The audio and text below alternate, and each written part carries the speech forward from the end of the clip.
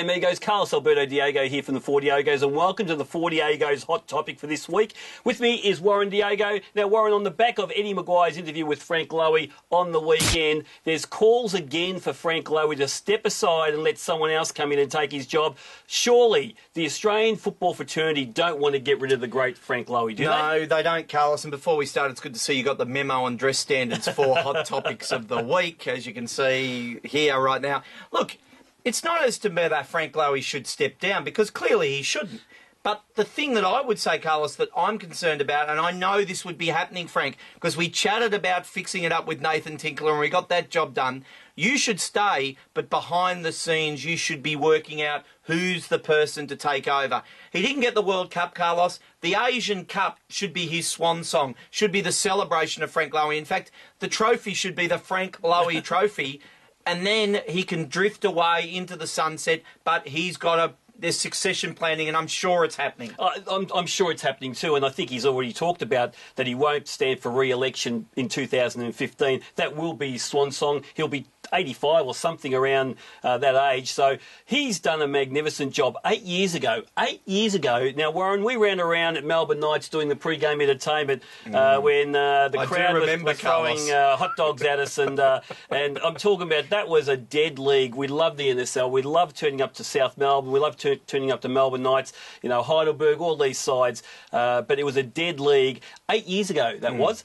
Look what we've achieved in 8 years. A fully professional A-League. Yes, we've had our problems with expansion, but certainly not as big a problem as the successes we've had. We've been in 2 World Cups under Frank's reign. Looks like we're going to go to a third one. There's a lot more interest. We've got a TV deal that's about to be doubled or tripled compared to the $20 million we got for no product, years ago. I just think he's done a fantastic job. And those people out there calling for his head or calling for him to move aside, I can't understand where they go. I can't. I mean, they don't come up with an alternative, by the way. So the guy's got passion. He's got influence. Now the influence. He's got money. Well, that's okay, but he's got influence. He can bring up the Prime Minister and with the West Indies side, squeeze $8 million, $9 million out of it for what? Really, yes, that's it. It's amazing. He's got the influence. Who in Australian football who's got the passion? Has got that sort of influence. No one's coming up with names for When me. you go to your life coach, Carlos, as you do quite often, he asks you to write down positives and negatives, do's and don'ts.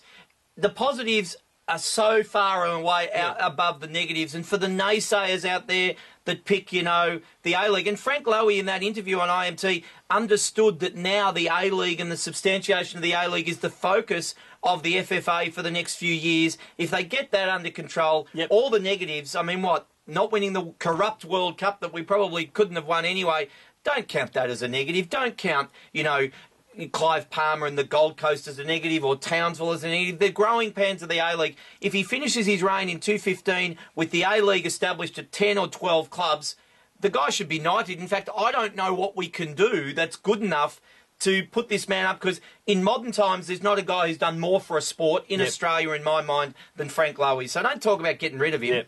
And thank God too, Warren. Thank God he's thick-skinned. Thank God he does love the game more than this idea of him walking away because people are criticising him. Some voices in the game, big voices in the game, especially in the media, and people who've been hurt by the FFA and hurt personally by Frank Lowy before, they're the big voices against him at the moment.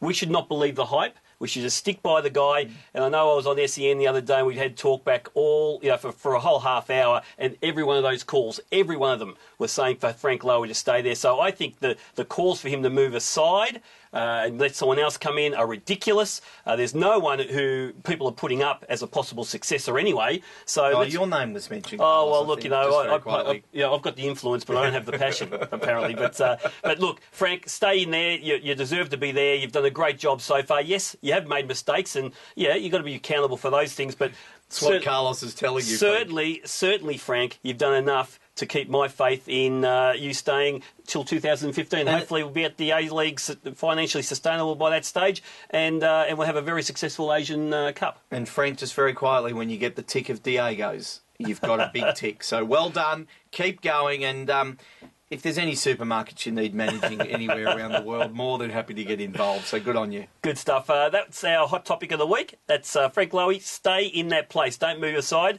From Carlos and Warren, until next week. Olé!